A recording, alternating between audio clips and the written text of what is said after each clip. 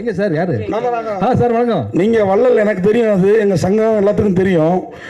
Producer தான் வந்து டைரக்டருக்கு பண்ணுங்கிறது இல்லை.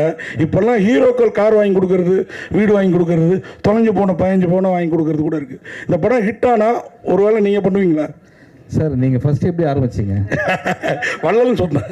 அதை நான் பண்ணும்போது உங்கள்கிட்ட தான் சொன்னேன், நீங்கள் வெளியில் சொல்லவே கூடாதுன்னு தானே சொன்னேன். நீங்களே சொல்லலாமா? ஓகே. அதனால் நம்ம பண்ணுறது வெளியில் தெரியாமல் தான் இருக்கும். அண்ட் அர்ஜுனுக்கு தெரியும் அது என்ன அப்படின்றது. வாழ்த்துக்கள் சார். இல்லை, நீங்கள் கேட்டது என்னோட அவர் ரொம்ப ஹாப்பி. என்னன்னா இப்போ இங்கே ஒரு 15 சவரம், இங்கே ஒரு 15 சவரம், அந்த மாதிரி பிளான் பண்ணிருக்காரு. இல்லை, ப்ரொடியூசர் எந்த அளவுக்கு உஷார் பாருங்க. 13 வருஷத்துக்கு முன்னாடி தங்க எந்த வேலை இருந்தால் அதை போட்டு வாங்கி கொடுத்துடலாம் சார் அப்படின்றாரு. சார் கொஸ்டின் பாருங்க சார். சிவா சார், ஒரு ஃபங்க்ஷனில் ஒரு நடிகரை பற்றி சூப்பர் ஸ்டார்னு சொன்னதுக்கு பெரிய சர்ச்சை ஆகிடுச்சு. ஆனால் உங்களை வந்து அகில உலக சூப்பர் ஸ்டார்னு சொல்கிறாங்க, ஆனால் எந்த சர்ச்சையும் வரமாட்டேங்குது. இதுக்கு என்ன காரணம் சார்? நீங்கள் ஏதாவது தாஜா கஜா பண்ணி வச்சுருக்கீங்களா? இல்லை, இந்த சர்ச்சை வரலன்னு வருத்தப்படுறீங்களா? ஆமாம், வருத்தப்படுறேன். சர்ச்சை வரலன்னு சொல்லிட்டு வருத்தப்படுறேன். இல்லை சார், நீங்கள் வருத்தப்படவே வேணாம். நான் ஆல்ரெடி சொன்ன மாதிரி தான் சூப்பர் ஸ்டார் அப்படின்றது வந்து தமிழ்நாடு, இந்தியா, அதான் நம்ம இந்த எர்த்து, கேலக்ஸி, அந்த அந்த பிளாக் ஹோல் அந்த மாதிரி போயிட்டோம் நம்ம. ஸோ அதனால் வந்து நம்ம வந்து அகில உலக சூப்பர் ஸ்டார் ஒரே ஒருத்தர் தான் ரவுண்டில் ரேஸில் ஓடிட்டுருக்காரு. அவர் தான் லாஸ்ட்டு, அவர் தான் ஃபஸ்ட்டு. இனிமேல் இன்னொருத்தர் வரவே முடியாது. ஓகேங்களா? வாழ்த்துக்கள் சார். Thank you sir, thank you. வந்து சூதுகவும் அதெல்லாம் போட்டிங்க, ஆனால் அகில உலக சூப்பர் ஸ்டார் அப்படின்னு ஏன் போடலை? அவர் வந்து உலகத்துக்கே தெரிஞ்சவர், எல்லாருக்கும் தெரிஞ்சவரை பற்றி நம்ம போட்டு தான் அவரை காட்டணுன்ற அவசியம் இல்லை. அதனால இல்லை, ஆக்சுவலாக அவர் படம்னாவே எல்லாருமே குட்டீஸ்லேருந்து எல்லாருமே எஸ்கே மாதிரி எல்லாருமே அவர் கவர் பண்ணிட்டாரு. அவர் படம் விரும்பி போய் பார்ப்பாங்க. இது வரைக்கும் இதுவும் ஆகலை. அப்படி இருக்கும்பொழுது அவர் பேர் போட்டாவே கொஞ்சம் உங்களுக்கு வரவேற்பு இன்னும் அதிகமாக இருக்கும். போட்டிருக்கோம் எல்லா இடத்துலையுமே. இது வந்து ப்ளஸ் பேக்ட்ராப்பு, அதனால இல்லை. பட் இதுலலாம் வந்து அவர் பிஸ்னஸ் சிவா அவர் நடிக்கும் தான் போட்டுட்டு இருக்கோம். அது இல்லை, அது ஒன்றும் பிரச்சனை இல்லை. இல்லை, பாட்ரி கண்டிப்பாக எடுப்பீங்களா? கண்டிப்பாக பாட்ரி எடுக்கிறாங்க. இல்லை 100% இல்லை. ஆல்மோஸ்ட் ஸ்கிரிப்ட் ஃபைனலைஸ் பண்ணிட்டோம். அர்ஜுன் தான் வந்து ஸ்கிரிப்டும் பண்ணி கொடுத்துருக்காரு. அதில் வந்து விஜய் சிவா சார் அண்ட் மிஸ் கேங் அப்படியே இருக்காங்க. அது போக சந்திரசேகர் சார் இருக்காங்க, MS பாஸ்கர் சார் கண்டிப்பாக இருப்பாங்க, அருள்தாஸ் சார் கண்டிப்பாக அதில் இருக்காங்க. இதோட ஆல்ரெடாக ஒரு பாபி சிம்மா சாரும் கண்டிப்பாக அதில் இருப்பாருன்னு நான் நம்புறேன்னு தான் அவர்கிட்ட பேசணும். கருணாகரன் தான், அவர் இல்லாமல் சோதுகம் இதுவே கிடையாது, ட்ரையாலஜியே கிடையாது. அதனால கண்டிப்பாக அவங்க எல்லாருமே இருக்காங்க.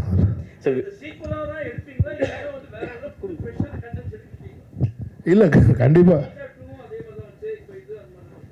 இல்லை இல்லை. இது வந்து எப்படின்னா, இப்போ ஒரு ஆஃப்டர் கொரோனாவுக்கு அப்புறமான காலகட்டம் வந்து சினிமா வந்து ஒரு டைப்பான ஒரு ட்ராக்கில் போயிட்டுருக்கு. இப்போ வந்து பார்த்திங்கன்னா இண்டிவிஜுவல் ப்ரொடியூசர்ஸே கிடையாது, எல்லாமே கார்பரேட் மட்டும்தான் இங்கே படம் எடுத்துகிட்டு இருக்காங்க.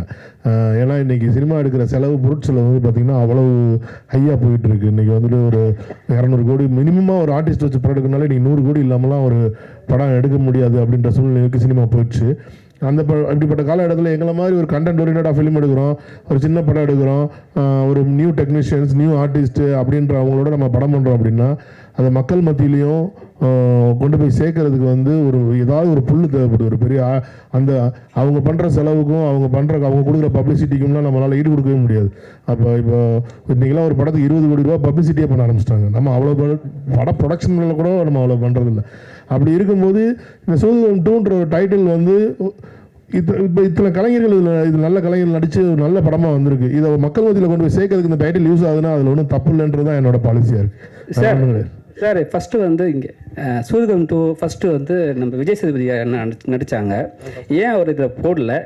அதை விட கம்ஃபர்ட்டாக வந்து நம்ம சிவா இருக்கிறதுனால போட்டிங்களா, இல்லை அவர் காமெடி வியூஸில் அடிச்சு தூக்கிடுவார், விஜய் சேதுபதி காமெடி அவ்வளோ வராதுன்னு சொல்லிட்டு போட்டுக்கிறீங்களா? அப்படி இல்லை, சூதுகம்லேயும் காமெடி பண்ணியிருப்பார் அவர். வந்து வெறித்தலாம் அப்போ வந்து காமெடி பண்ணார். இல்லை, இவர் வந்து அந்த கேரக்டரே இல்லை. இப்போ வந்து இந்த சூதுகம் 2ல வந்து விஜய் சேதுபதி சாரை ரீப்ளேஸ் பண்ணி சிவா கேரக்டர் கிடையாது. சூதுகம் 2ல வந்து சூதுகம்ல வந்து தாஸ்ன்ற கேரக்டராக விஜய் சேதுபதி சார் நடிச்சிருந்தாங்க. சூதுகம் 2ல தாஸ்ன்ற கேரக்டரும் இருக்குது, குருநாத்ன்ற கேரக்டரும் இருக்குது. ரெண்டு கேரக்டர்ஸுமே இருக்குது. அதுக்குள்ள இது வந்து தாஸ்ன்ற கேரக்டரெல்லாம் விஜய் சேதுபதி ரீப்ளேஸ் பண்ணிட்டு மிர்ச்சி சிவா சார் நடிக்கல. இஸ் கேரக்டர் இஸ் என்டிலிட்டி அந்த யூனிவர்ஸுக்குள்ள இவரும் ஒரு கேரக்டராக உள்ள வந்திருக்காங்க. சார் ஒரு ப்ரொடியூசராக நீங்கள் ஒரு விஷயம் சொல்லுங்கள் சார். இப்போ என்னென்னா இப்போ வந்து படத்தை ப்ரமோஷன் படத்துக்கு பண்ணிட்ட பிறகு படம் ரிலீஸ் ஆகும்போது ரிவ்யூன்னு ஒரு விஷயம் வருது சார். அது வந்து பாசிட்டிவ் நெகட்டிவ் நிறைய வருது. அது நீங்கள் எப்படி பார்க்குறீங்க? ஏன்னா இப்போ வந்து பப்ளிக் ரிவ்யூ கொடுக்குறாங்க. பப்ளிக் கொடுத்த விஷயத்தை வந்து நம்ம வந்து போடக்கூடாதுன்னு சொல்கிறது யாருக்கும் உரிமை கிடையாது. ஆனால் வந்து ஒரு விஷயம் ஒருத்தர் சொல்கிறாரு இது மாதிரி பண்ணாதீங்கன்றாரு. அது நீங்கள் எப்படி பார்க்குறீங்க? ஏன்னா ப்ரொடியூசருக்கு தான் வந்து லாபம் நஷ்டம் ஒரு விஷயம் இருக்குது. நீங்கள் எப்படி பார்க்குறீங்க சார்? இந்த சினிமா வந்து பார்த்தீங்கன்னா இது ஒரு படம் எடுத்து முடிக்கிற வரைக்கும் தான் நம்ம கையில் இருக்குது. படம் எடுத்து முடிச்சாச்சுன்னா இது வந்து பப்ளிக்கோட ப்ராப்பர்ட்டியாக மாறிடுது. ஒரு படத்தை வந்து நல்லா இருக்குன்னு சொல்லி இருக்கிற ரசிகர்கள் தான் நம்மளை இவ்வளோ பெரிய ஆளாகவும் ஆக்குறாங்க. யாருக்கோ ஒருத்தருக்கு ஒரு ஸ்டார்டம் வருது, ஒரு பட்டம் கிடைக்குது அப்படின்னாலே அது வந்து அத்தனை நாள் அவங்க நடித்தப்போ அந்த ரசிகர்கள் பார்த்து அவங்களை கொண்டாடி அந்த அந்த அந்த அந்த ரசிகர்களோட இதுதான் நம்மளை வந்து கொண்டு வந்திருக்கு. ரெண்டாவது இன்றைக்கி ரிவ்யூஸ்ன்றது பார்த்துட்டிங்கன்னா ஒரு காலத்தில் சினிமாவில் வந்து ஒரு பேப்பரில் ரிவ்யூ வரும். தினத்தந்தியில் பல மேகசின்ஸ் இருக்கும், ஆனந்த விடன் இந்த மாதிரி மாலை மாதம் இந்த மாதிரி பேப்பரில் விளம்பரம் வரும். நாங்கள் சின்ன வயசில் இருக்கிற காலத்திலலாம் பேப்பர் படிக்கிற காலம் டீ கடைக்கு போவோம். அங்கே டீ கடையில் வந்து 10 பேர் உட்காந்து இந்த படம் நேற்று நல்லா இருந்துச்சு அப்படி பேசிகிட்டு இருப்பாங்க. அன்றைக்கி டீ கடையில் உட்காந்து பேசுகிறது இன்றைக்கி ஃபேஸ்புக்லேயும் ட்விட்டர்லேயும் யூடியூப்லேயும் உட்காந்து பேசிகிட்டு இருக்காங்க. இது வந்து எவால்வேஷன் நான் பார்க்குறேன். எவால்வேஷனுக்கு எதுவுமே நம்ம அடாப்ட் ஆகணுமே தவிர அதை வந்து அப்போஸ் பண்ண முடியாது. நம்ம அப்போஸ் பண்ணணும்னு நம்ம சொன்னாலுமே அதை அப்போஸ் பண்ணவே முடியாதுன்றது தான் உண்மை யதார்த்தம். நீங்கள் கலா யதார்த்தம் என்னென்னா யூடியூப்பில் போய் யாரையும் பேசாதையோ, ட்விட்டரில் யாரையும் போஸ்ட் பண்ணாதீங்களோ, ஃபேஸ்புக்கில் யாரையும் போஸ்ட் பண்ணாதீங்களோ, வாட்ஸ்அப்பில் யாரையும் ஃபார்வர்ட் பண்ணாதீங்களோ நம்மளால் கண்ட்ரோல் பண்ணவே முடியாது. இதுதான் நியூ நார்மல். இதுதான் இன்றைக்கி இருக்க உலகம். இந்த உலகத்துக்கு நம்ம அடாப்ட் ஆகிட்டால் நமக்கு நல்லது. இதை வந்து நான் எதிர்த்து நிற்கிறேன் அப்படின்னா கால வெள்ளத்தில் நம்ம காணா போயிருமே தவிர நம்ம வளர முடியாதுன்றது என்னோட கருத்து, என்னோட ஒப்பீனியன். நான் இது மற்றவங்களுக்கு போல நீங்கள் இப்படி இருங்கன்னு நான் சொல்ல விரும்பல. நீங்கள் இப்போ சின்னத்திரை பக்கம் போனதுக்கப்புறம் நிறைய சினிமாவில் காணும். ஆனால் அங்கேருந்து இங்கே வந்தவங்க நிறையா இருப்பாங்க. ஆனால் நீங்கள் இங்கேருந்து அங்கே போயிட்டு ஏன்னா நாங்கள் அவ்வளோ டேலண்ட் உங்கள்கிட்ட அதை எப்போயாவது தான் எங்களால் டிவியில் பார்க்க முடியுது. வீட்டில் இருக்க லேடிஸ்லாம் பார்க்குறாங்கன்னு நினைக்கிறேன். ஓகே, இல்லை ஆக்சுவலாக ரொம்ப கஷ்டங்க. சிவா சார் அடிக்கடி ஹோஸ்ட் பண்ணிடுறாரு நிறைய ப்ரோக்ராமு.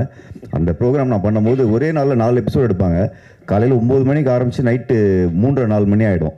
ஸோ அந்த எனக்கு ஆனால் பண்ணுறதுக்கு இன்ட்ரெஸ்டிங்காக இருக்குது. ஃபஸ்ட் டைம் பண்ணும்போது கஷ்டமாக இருந்தது. இப்போ திரும்ப கிடைச்சாலும் பண்ணுவேன் கண்டிப்பாக. சரி சார், சூதுகோவும் அப்படின்னு சொல்கிற வார்த்தை வந்து பார்த்திங்கன்னா அடிக்கடி அம்மா வந்து எலெக்ஷன் டைமில் யூஸ் பண்ணாங்க, புரட்சி தலைவி. அதே போல் இந்த நாடும் நாட்டு மக்களும் அப்படின்றது பியூ சின்னப்பா அவர் யூஸ் பண்ணது. அது ரெண்டுமே வந்து பயங்கர ஒரு ஸ்ட்ராங்கான வார்த்தை. இதை எப்படி நீங்கள் வந்து பிடிச்சி இதில் வச்சுருக்கீங்க? சூதுகோன்ற டைட்டில் நலனோட டைட்டில், இது நான் பிடிச்ச டைட்டில் கிடையாது, அவர் வச்ச டைட்டில்.